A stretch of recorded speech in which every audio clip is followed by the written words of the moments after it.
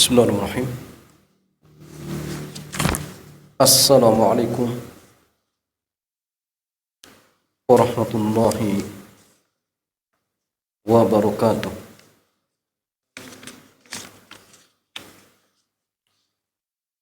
Alhamdulillah wassalatu wassalamu ala Rasulillah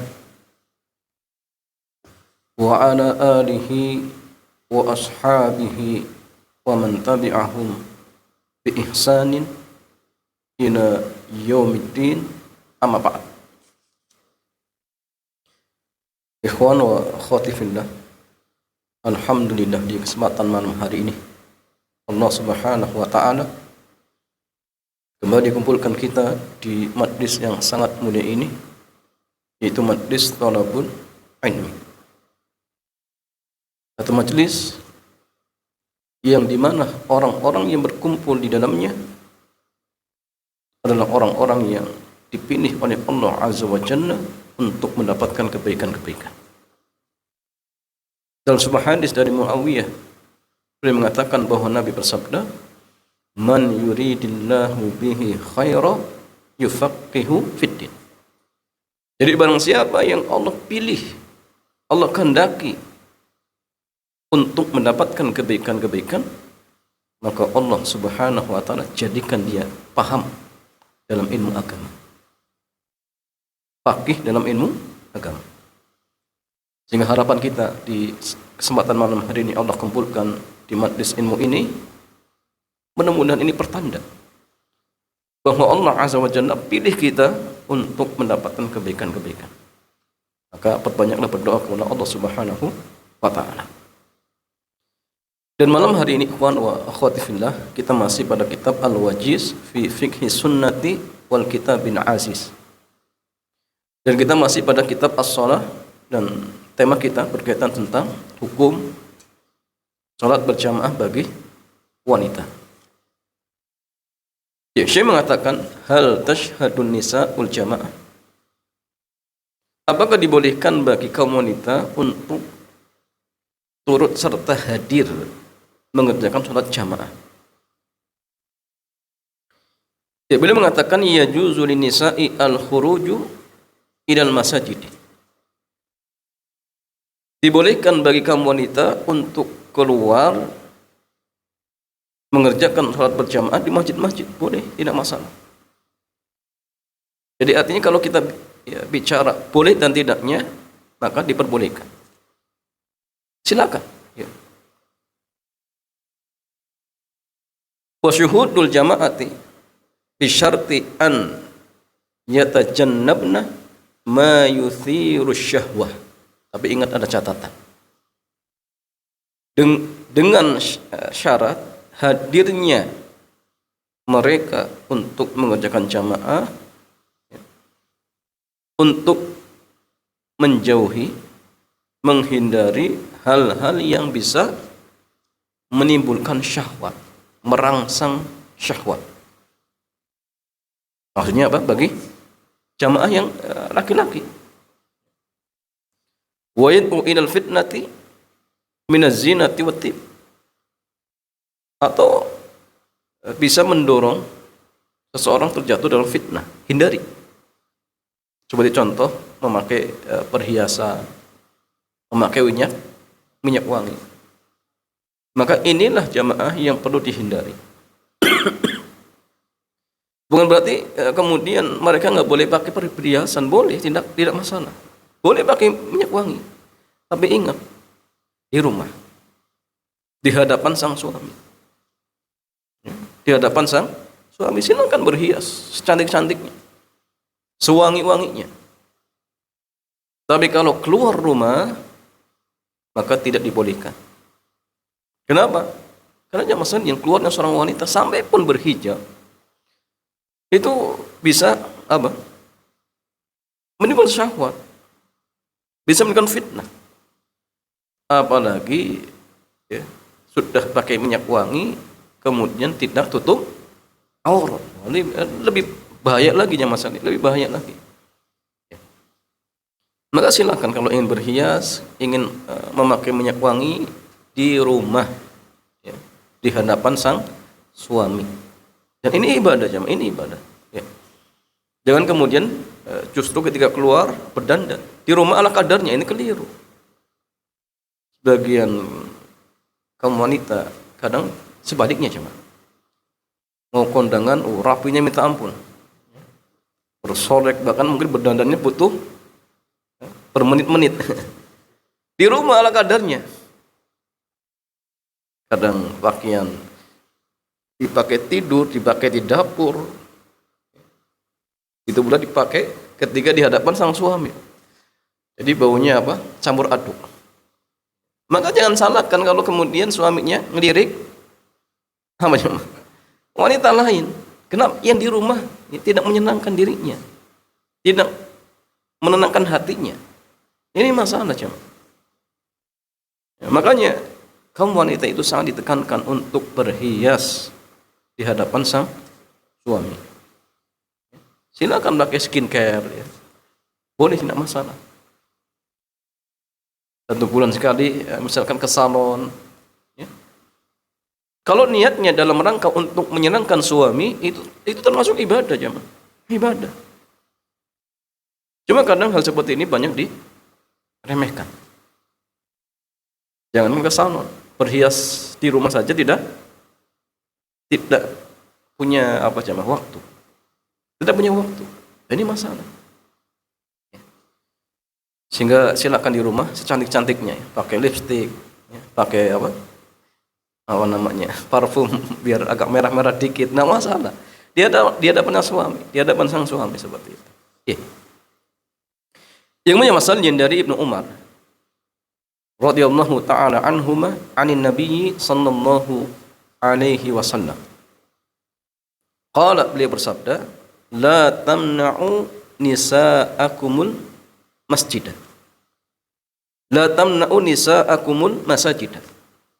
Jangan kalian melarang wanita kalian untuk datang ke masjid. Jangan dilarang, enggak boleh. Ya.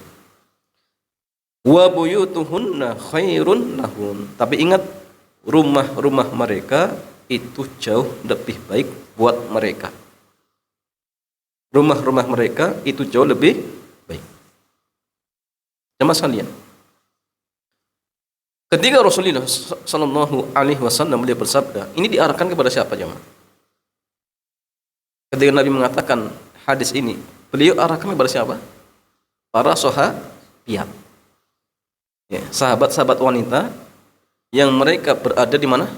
Sekitar Masjid Nabawi. Pun Nabi mengatakan, rumah-rumah kalian itu lebih baik. Apalagi kalau yang dibandingkan bukan Masjid Nabawi, ya. Maka ya jelas rumah-rumah mereka jauh lebih baik jemaah. Ustaz, terus berarti kaum wanita tidak mungkin mendapatkan pahala sholat yang bisa menyamai laki-laki? Mungkin tidak jemaah.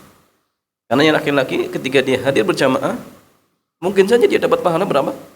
27 derajat. Mungkin. Terus perempuan bagaimana jemaah? Mungkinkah kaum wanita yang sholat sendirian di rumah mendapatkan pahala yang sama dengan laki-laki? Jawabannya mungkin. Mungkin jemaah. Karena ketika kaum wanita atau seorang wanita dia pilih sholat di rumah, jelas dia dapat pahala apa jemaah? Mentaati Allah, mentaati Rasul. Mentaati Allah dan mentaati Rasul, pahalanya sangat luar biasa jemaah. Jadi jangan kemudian diremehkan ya, diremehkan. Bahkan sebagian ulama seperti Syekh Muhammad bin Shalih Al-Utsaimin, beliau ketika menjelaskan hadis tentang apa? Salatul jamaah tafdulu. Jadi salat jamaah itu lebih afdal daripada salat sendirian, 27 derajat. Maka beliau menjelaskan bahwa hadis ini khusus untuk laki-laki. Dan beliau mengatakan kalau perempuan hadir berjamaah nggak dapat pahala 27 derajat, tidak dapat. Karena itu khusus untuk laki-laki. Walaupun ada yang mengatakan tetap dapat, tapi ada yang mengatakan nggak dapat. Sehingga artinya jamaah sekalian, bagi kaum wanita yang terbaik di rumah-rumahnya.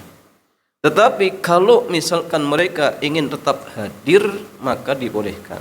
dan suami tidak boleh melarang. Terus bagaimana aja? Yang boleh mengarahkan. Bukan Nabi mengatakan yang afdal di rumah. Tapi nggak boleh melarang jemaah, tidak boleh melarang.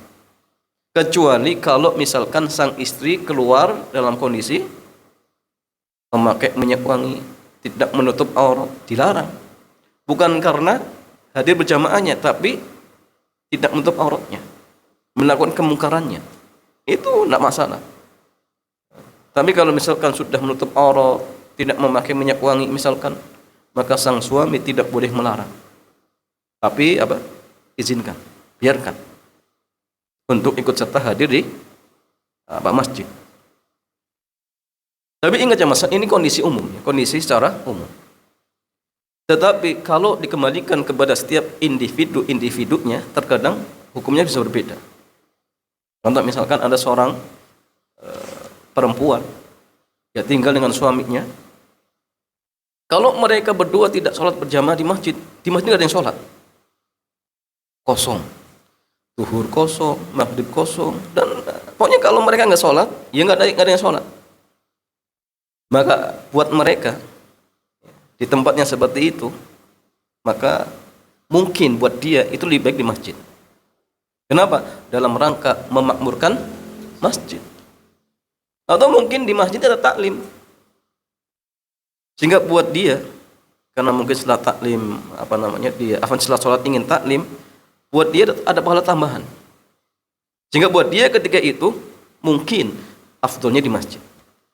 Tapi kalau kita bicara secara umum, jelas di rumah buat kaum wanita itu jauh lebih baik. Ya. Jemaah sekalian, dalam hadis yang lain, wa an Abi Hurairah radhiyallahu taala anhu, qala, beliau mengatakan, qala Rasulullah sallallahu alaihi wasallam, ayyuma imra'atin asabat bukhura fala tashhadna ma'ana al-isya al-akhirah. Siapa saja seorang wanita yang memakai pewangian, maka jangan ikut hadir bersama kami sholat isya di masjid. Enggak boleh. Tidak dibolehkan. Sehingga ini menunjukkan bahwasanya boleh kaum wanita untuk hadir berjamaah di masjid, tapi tidak boleh pakai minyak wangi. Tidak boleh. Dan yang masalahnya minyak wanginya laki-laki dan perempuan itu beda. Kalau minyak wangi laki-laki itu cirinya apa? Bau. Baunya wangi. Warna nggak ada. Tapi kalau parfumnya perempuan itu warna. Seperti parfum, seperti apa? Bedak. Itu kan warna. Skincare. Kalau laki-laki lebih menonjol apa? Wanginya seperti itu. Nah, makanya masalahnya kalau seorang perempuan pakai minyak wangi yang laki-laki tadi yang wangi menyengat, itu nggak boleh dipakai di luar, nggak boleh. Kalau di dalam rumah boleh. Tapi kalau pakai minyak wangi dalam artian warna, boleh tidak jemaah? Dilihat kalau warnanya sama seperti kulit boleh. Tapi kalau warnanya apa? Beda dengan kulitnya, semakin apa jemaah? Menggoda dan sebagainya, maka nggak boleh dipakai ketika keluar. Tapi kalau seperti misalkan hand body, karena musim apa? Panas, kering, dan warnanya sama seperti kulit dan baunya apa? Tidak ada. Hanya mungkin kalau dipaksakan dicium baru apa? Sedikit ada baunya. Itu tidak masalah. Karena memang ciri khas wangi perempuan warna. Jadi menonjolkan warna bukan bau. Bukan bau seperti itu. Jadi kalau hanya sedikit tidak masalah, ya tidak masalah. Kemudian masalah dalam hadis yang lain masih dari Abu Hurairah radhiyallahu taala anhu, beliau mengatakan anna Nabiy sallallahu alaihi wasallam qala, beliau bersabda, la tamna'u ima Allahi masajidallah. Jangan kalian larang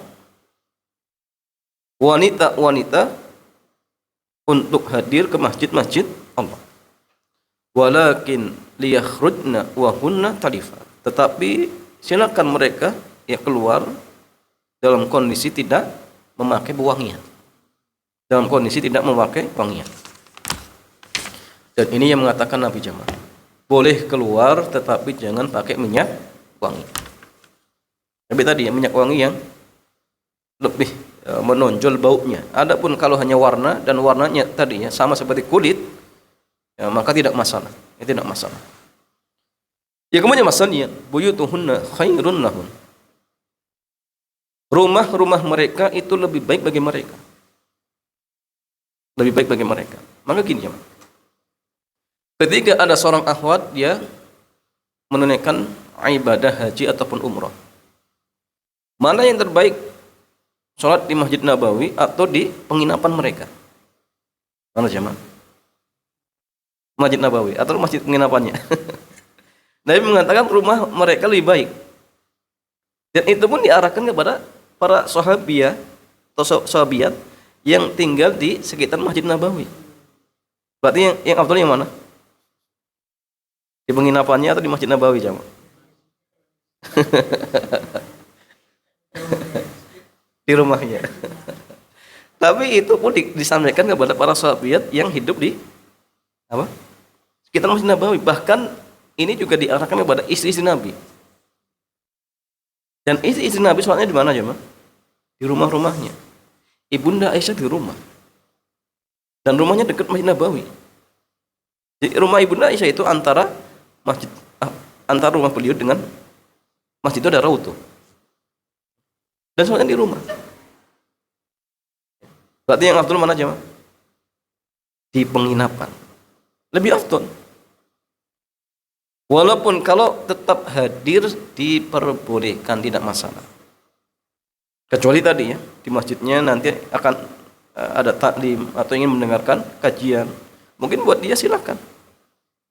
Nah, apalagi misalkan sudah jauh-jauh ya dari Indonesia, kemudian kok tidak sholat di Masjid Nabawi, oh sayang jamaah. Tapi tetap kalau kita bicara afdolnya di penginapan lebih afdol. Karena ini yang mengatakan Rasulullah.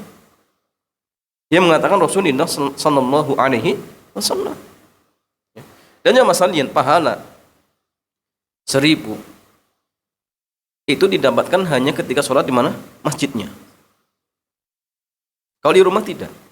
Tapi kalau kaum wanita yang sholat di rumah, ya, tetap saja berpotensi mendapatkan pahala yang sama, jamaah. Tetap.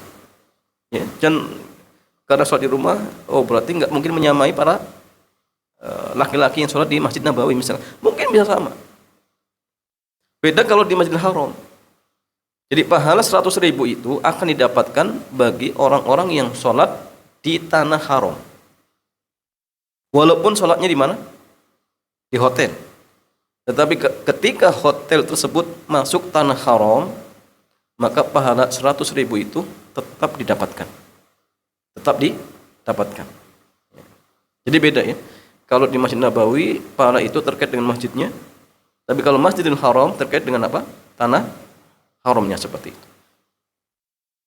Tapi apakah kemudian hal ini membolehkan sholat di hotel bermakmum dengan imam Masjidil Haram? Boleh tidak jamaah? Ya di hotel. Tapi setel TV kemudian ikut sholat dengan imam di Masjidil apa? Haram. Boleh tidak jamaah? Pendapat yang kuat tidak boleh. Kenapa? Karena sudah terpisah. Beda kalau masih satu bangunan. Walaupun mungkin ruangannya beda boleh. Tapi kalau sudah terpisah, maka syaratnya sopnya yang belakang harus nyambung. Ya, kalau sudah terpisah oleh sungai dan lain sebagainya misalkan, ini sudah nggak bisa. Apalagi lewat televisi. Ini nggak bisa. Tidak bisa. Jadi kalau misalkan sholatnya di hotel, ya sudah, silakan. Sholat sendiri ataupun berjamaah sendirian dengan sama musafir misalkan, boleh, tidak masalah. Boleh tidak masalah. Dan balas 100.000 tetap didapatkan. Ya jamaah sekalian, al-mar'atu wa in jaza lahal khuruju ilal masjidi illa anna salataha fi baitiha afdal. Jadi seorang wanita walaupun dibolehkan untuk keluar ke masjid untuk jamaah, tetapi sholat mereka di rumah itu lebih afdal, lebih baik. Makanya jamaah sekalian, tidak boleh suaminya melarang, itu nggak boleh. Kenapa? Karena istrinya bukan mau berbuat maksiat, cuma ingin mengerjakan amalan yang mafdul, tidak afdal. Melarang itu kalau perbuatan itu haram, makruh misalkan, dilarang. Ini makruh pun tidak. Sama-sama dalam artian dibolehkan, cuma bedanya antara afdol dan tidak afdol. Sehingga tidak boleh kita melarang. Yang diperbolehkan hanya mengarahkan. Bu, tapi kan yang afdol di rumah. Jadi konteksnya bukan melarang. Karena orang yang atau kaum wanita yang ingin pergi ke masjid bukan untuk berbuat maksiat. Yang nggak boleh dilarang. Ya tidak boleh dilarang seperti itu. Ya, dari Ummu Humaid As-Sa'idiyah, annaha ja'at ila Rasulillah sallallahu alaihi wasallam. Jadi beliau pernah datang menemui Rasulullah. Faqalat, kemudian ia pun mengatakan, ya Rasulullah, wahai Rasulullah, inni uhibbu sholata ma'a. Saya wahai Rasulullah suka kalau sholat bersama Anda. Insyaallah. Ini para sahabat. Ya, saya itu teringat ya masalah ketika dulu pernah di Papua itu ada seorang wanita, ya, penduduk asli Papua, dinikahi oleh pendatang. Kalau tidak salah itu orang Sulawesi, kalau tidak salah Makassar, ya. Dia masuk Islam, mu'alaf. Setelah suaminya meninggal, ya, dibujuk oleh tetangga-tangganya itu untuk murtad, tapi dia nggak mau, kekeh. Ini yang menarik, beliau atau ya, wanita tersebut ketika di bulan Ramadan saking penginnya sholat berjamaah di masjid. Kalau maghrib misalkan, dia harus berangkat setelah asar. Jauh, ya man. Gak ada lampu. Di masjid pun pakainya genset. Pas pulang kebetulan ikut dengan rombongan, diantar, jauhnya minta ampun jauh. Jauh, gak ada lampu. Bayangkan, ini seorang wanita. Karena inginnya sholat berjamaah di masjid, karena itu Ramadan, itu harus jalan kaki jamaah. Nah, kita di sini di Semarang jamaah sekalian, kendaraan punya, lampu di mana-mana, masjid sudah sebagian pakai AC, kipas angin. Jadi nikmat mana yang kita dustakan jamaah sekalian? Ya. Bahkan masjid dekat. Ya. Kalaupun harus ditempuh misal jamaah sekalian 1 kilo 2 kilo, kita punya kendaraan. Ini sang ibu kalau tidak salah satu kecamatan cuma satu masjid, jamaah. Bayangkan, satu kecamatan satu masjid. Bahkan kalau tidak salah itu saya pernah khutbah Jumat itu kalau nggak salah 1:30. Karena itu baru kumpul. Kalau nggak jam 1 1:30, saya lupa itu. Jadi nunggu orang kumpul. Jadi satu kecamatan itu satu masjid. Kalau nggak salah. Masya Allah. Ini di pelosok. Kalau di kota banyak masjid, dalam artian masih ada lah. Di pelosok itu memang sulit. Tapi ya tadi menariknya ada seorang wanita, karena saking pengennya jamaah di masjid harus jalan kaki, Masya Allah. Dan gak ada lampu lagi. Maka kita yang hidup di tengah-tengah, Masya Allah, banyak masjid, ya, banyak nikmat-nikmat Allah yang menimpa. Maka ingat, jangan kufur nikmat. Ya. Belum adzan datang. Kalau bisa yang manggil orang, Allahu Akbar, Allahu Akbar, panggil mereka. Kalau mereka datang gara-gara panggilan kita, Masya Allah, berapa pahala yang kita dapatkan. Berapa pahala yang kita dapatkan. Nah, ini penting ya, penting. Ya. Jadi, ya jangan kufur nikmat. Jangan kufur nikmat. Ya. Kemudian masalahnya, Rasulullah beliau bersabda, "Qad alimtu annaki tuhibbina sholata ma'iyah." Sungguh saya tahu Anda sangat ingin sholat bersama. Tapi Nabi mengingatkan, wa sholatuki fi baitik khairun laki min sholatiki fi hujratik. Sholatmu di rumahmu itu lebih baik daripada sholatmu fi hujratik, di kamarmu. Wa sholatuki fi hujratik, dan sholatmu di kamarmu atau di ruangan, ya, itu lebih baik bagimu daripada sholatmu di dar. Dari itu apa? Nahnya ya kampung. Kalau biasanya satu keluarga ada komplek, nanti ada musolahnya misalkan di situ. Ya. Itu jauh lebih baik. Wa sholatuki fid darik, dan sholatmu di kampungmu itu lebih baik daripada sholatmu di masjid kaummu. Jadi kalau dar itu lebih kecil, ya, lebih kecil seperti itu. Wa sholatuki fi masjidi qaumik dan sholat di masjid kaummu lebih baik daripada sholatmu di masjidku. Di masjid apa? Nabawi, bayangkan. Ya. Jadi semakin dekat itu lebih baik bagi kaum wanita. Semakin tertutup auratnya, maka itu jauh lebih baik. Berarti bahkan kalau misalkan di rumahnya ada satu ruangan, itu ruangan khusus untuk menyimpan harta karunnya, maka sholat di situ jauh lebih baik. Kenapa? Karena saking tersembunyinya. Itu jauh lebih baik. Tapi ingat ya Mas Aldian, ini semua bicaranya afdoliyah. Adapun kalau bicara bolehnya, tetap dibolehkan. Ya tetap diperbolehkan seperti itu. Ya sekarang ya Mas Aldian, kalau misalkan kita ingin pergi ke masjid, apa adab-adabnya? Karena ada beberapa adab yang perlu untuk diperhatikan. Ya, saya mengatakan adabul masyi ilal masjid, adab berjalan ke masjid. Dari Abu Qatadah beliau mengatakan bainama nahnu nusalli ma'an nabiyyi id sami'a janabata rijalin. Ketika kami salat bersama Rasulullah, maka beliau mendengarkan kebisingan kaum laki-laki yang datang. Falamma shalla, maka selesai salat, Nabi bertanya, "Ma sya'nukum?" Ada apa dengan kalian? Qalu, maka mereka menjawab, "Istajalna ila shalah." Ya Rasulullah, kami tergesa-gesa untuk sholat. Qala, maka Nabi bersabda, "Fala taf'alu, jangan kalian lakukan lagi. Idza ataitumus shalah, jika kalian datang untuk mengerjakan sholat, maka fa'alaikum bisakinah, jalanlah dengan tenang. Fama adraktum fasallu, apa yang kalian dapatkan ya sudah sholat. Dapat imam lagi sujud ya takbiratul ihram kemudian ikut sujud. Dapat lagi duduk di antara dua sujud, takbir ihram kemudian sujud. Afwan, duduk di antara dua sujud. Wa ma fatakum fa'atimu, dan apa yang terlewat ya nanti sempurnakan. Jadi ini mudah aja Mas, jangan kemudian lari-lari. Ya.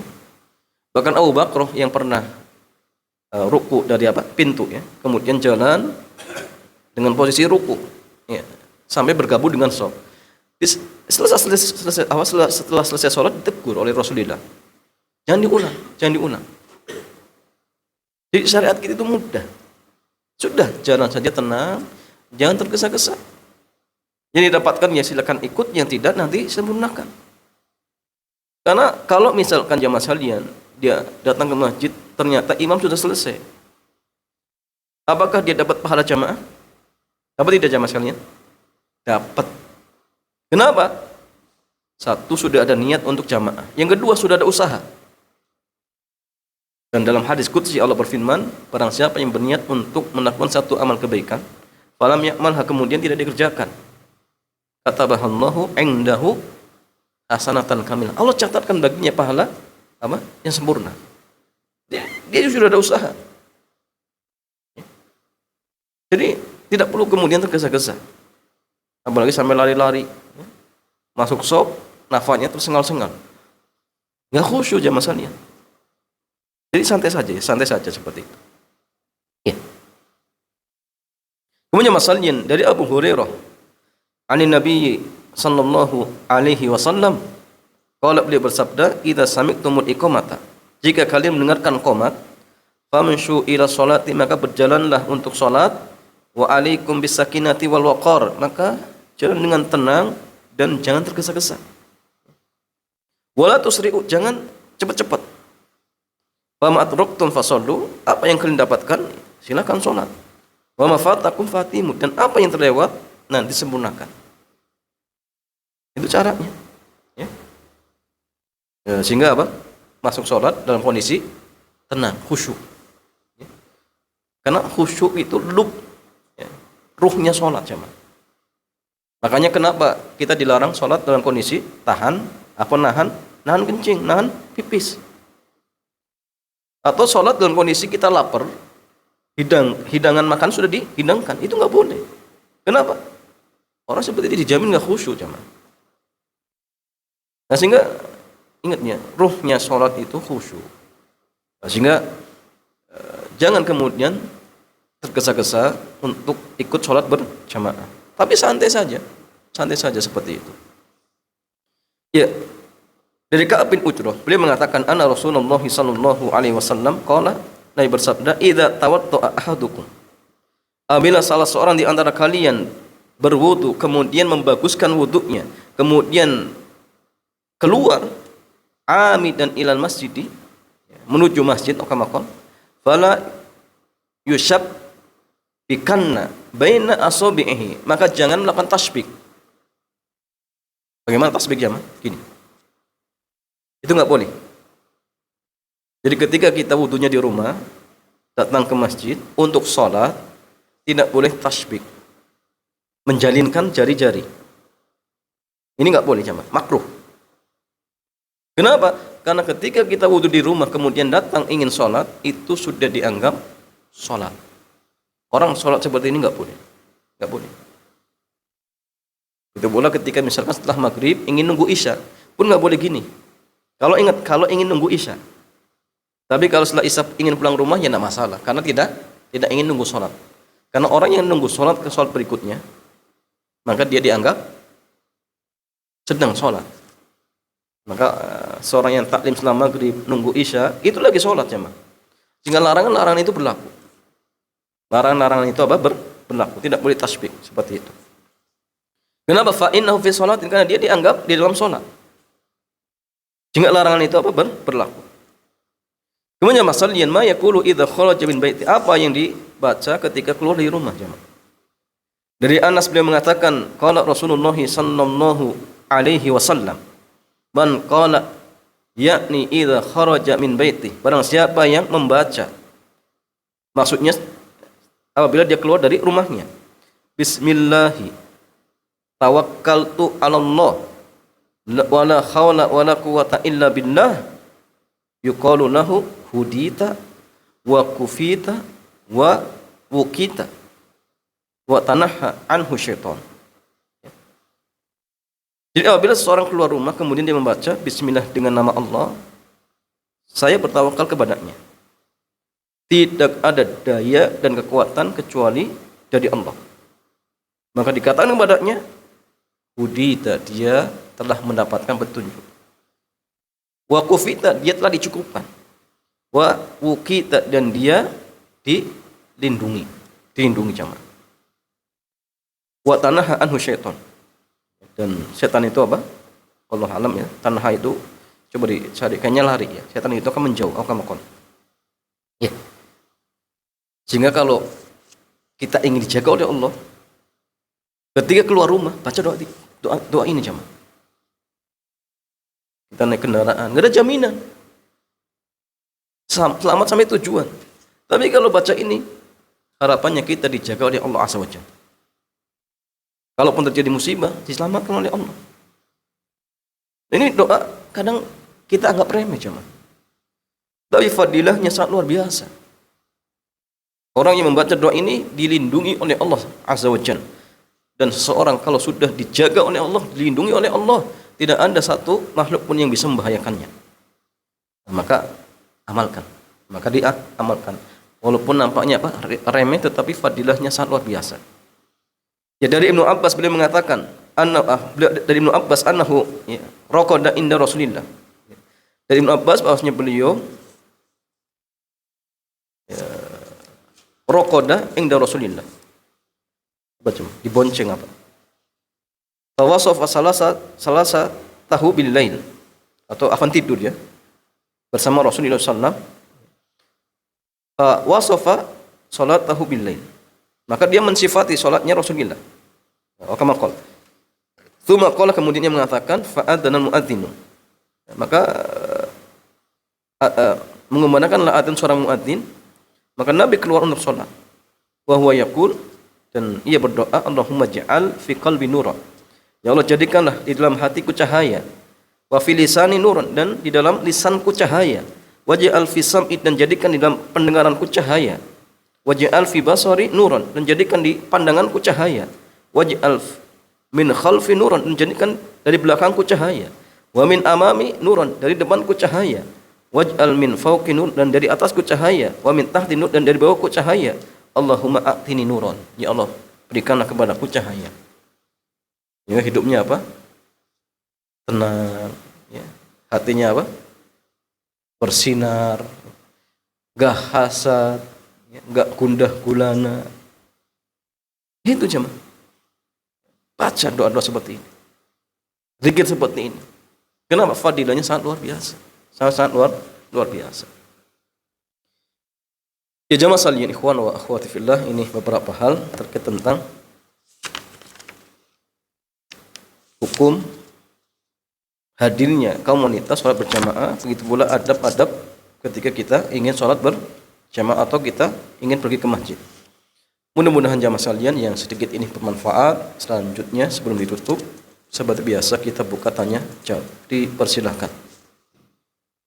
Apabila berjamaah yang bertanya, berjamaah itu bisa bertanya masalah dan dan berjamaah awal bisa bertanya dengan yang sudah tercantum di sebelah kanan layar.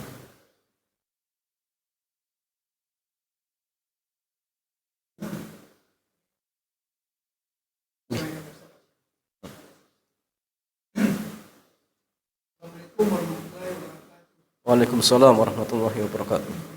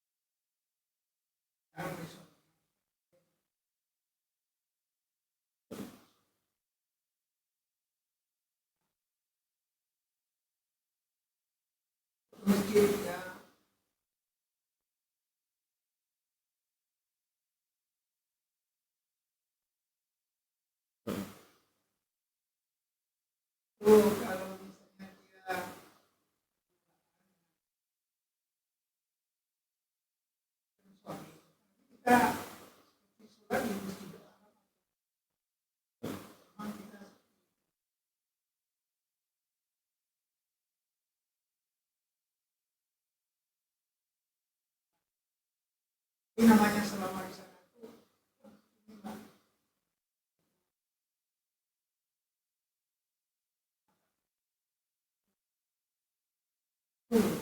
Nah, iya.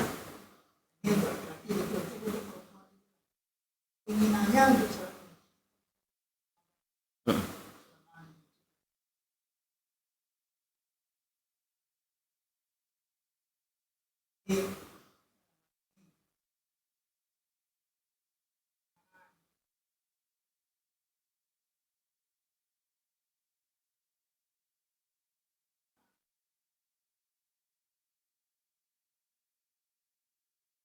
Ada orang berdua, ada istri serugi. Nah, Di penginapan sama suami sendirian keluar. Sebenarnya kita selama di masjid Arab kerja bersama-sama. Itu di luar dua masjid Arab. Di Arab.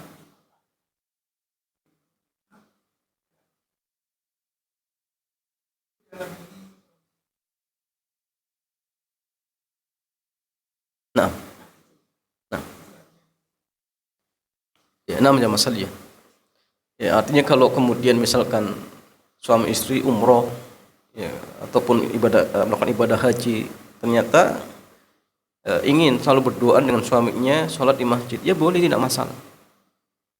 Apalagi kalau misalkan sholat sendirian, khawatir terjadi sesuatu sendirian, misalkan di penginapan, ya silakan, tidak masalah.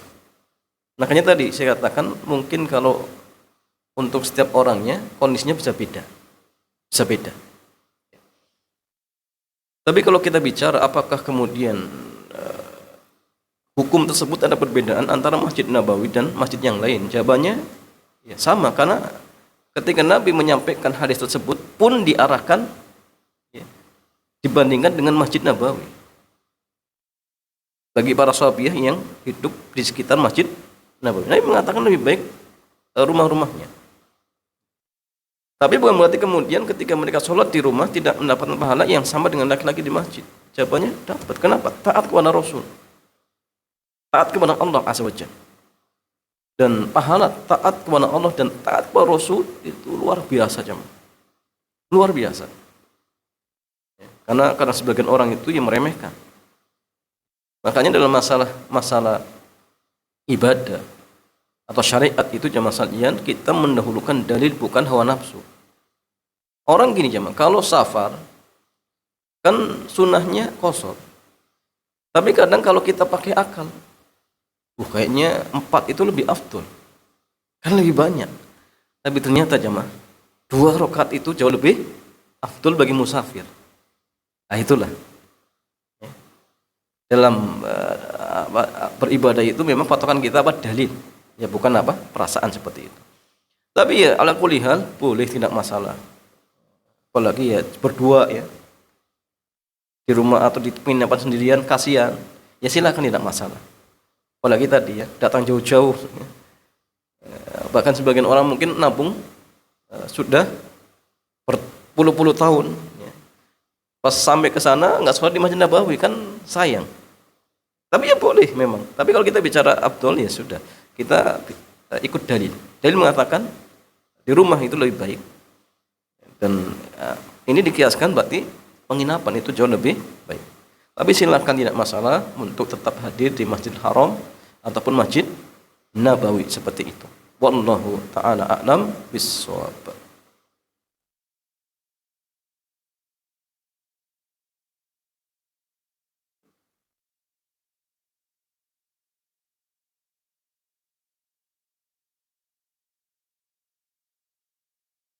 Cukup.